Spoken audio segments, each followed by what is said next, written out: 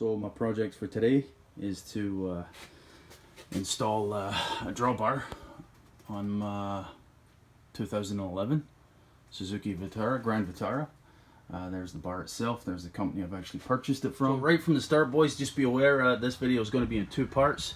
Part one being the installation of the bar, part two being the installation of the wiring harness.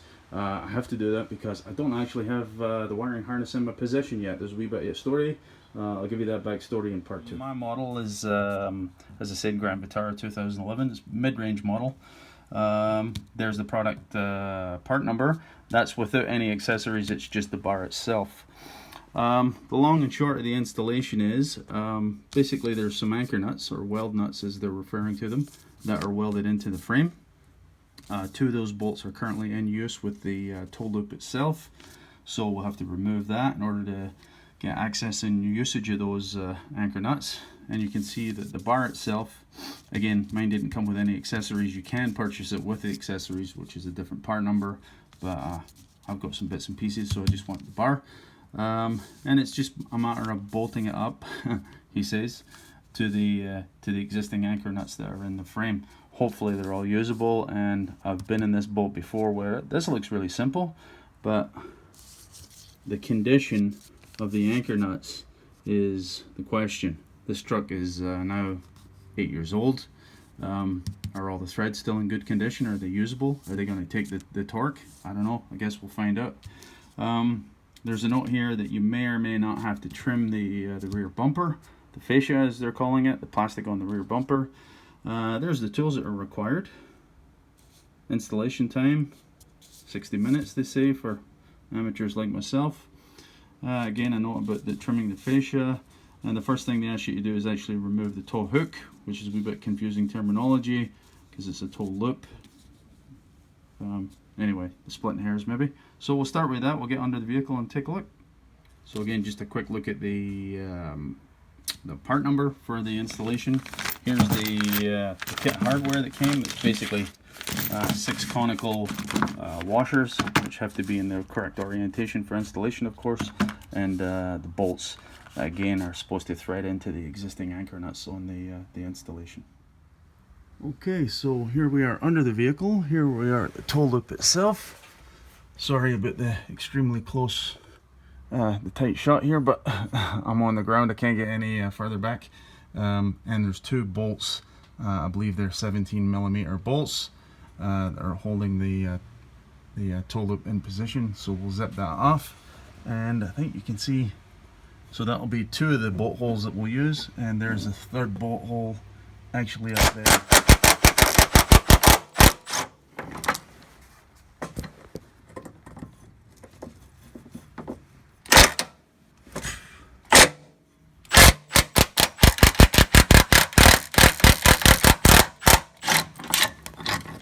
Now you know why your father told you to wear those.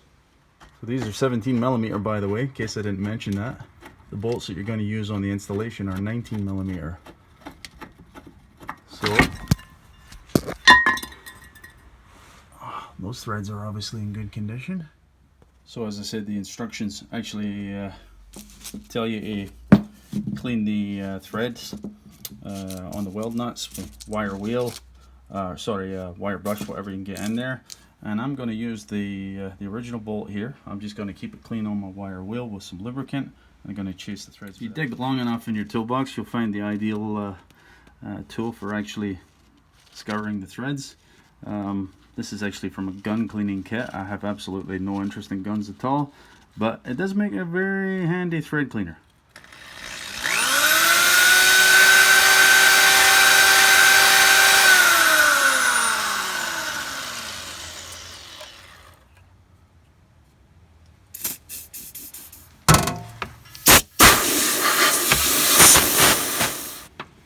You can almost thread it in by hand, guys. Just, you can see I've only got my little 1/4" wrench here.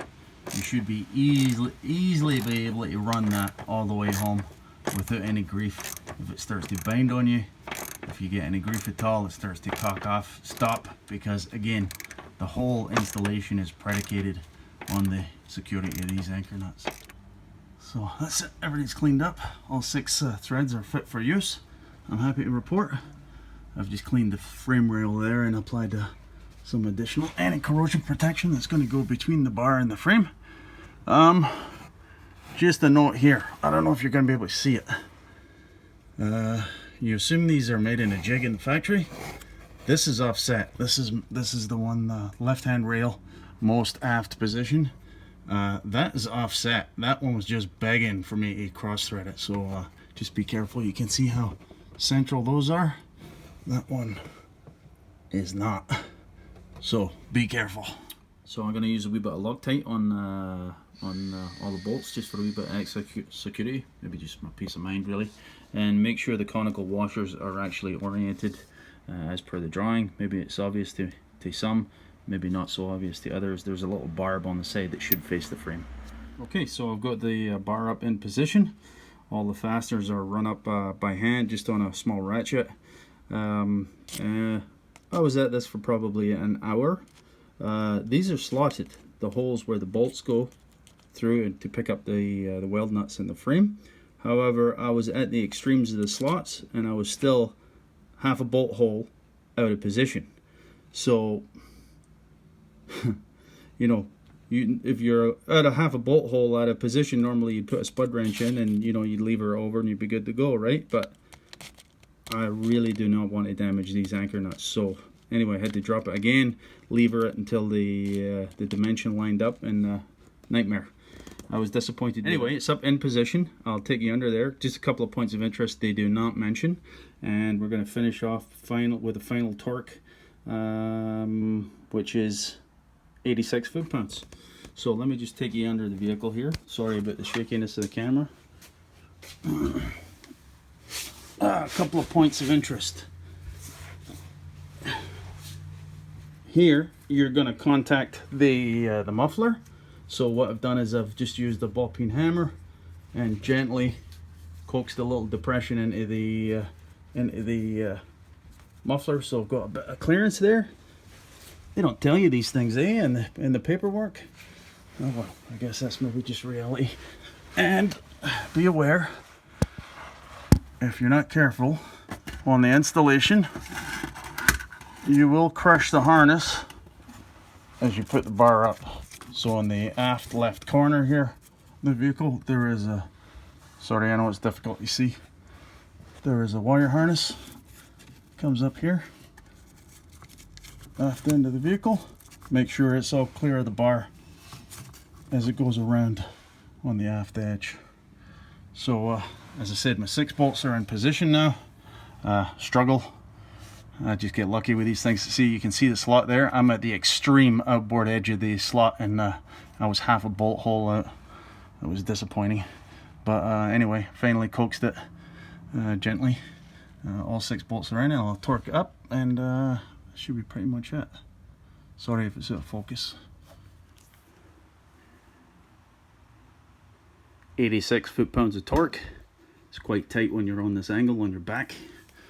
I've already run them up, pre-torqued them, so just the final torque.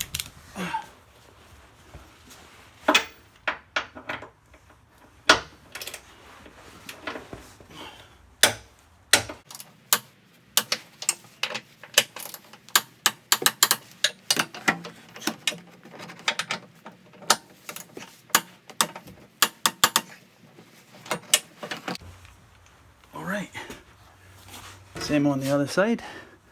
And a few final closing notes, and that'll be that.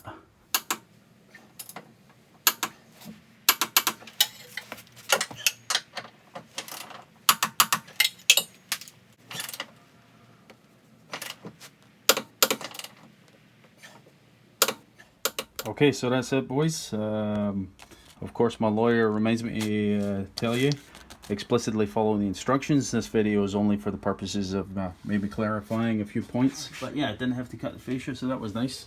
And again, so this is only part 1 of 2. Part 2 being the installation of the wiring harness. Sorry to split it into 2 pieces, but as I said a wee bit earlier, I do not have the harness yet. So as soon as I get that in the next day or so, I will do that and post that video. Oh yeah, and with respect to this, forget about this. Take the time that you need to get the job done properly. Your life or somebody else's life might depend on it. Imagine what would happen if this thing let loose. Do the job right. Forget about the time limits. Just do what you have to do. That's it, boys. Cheers.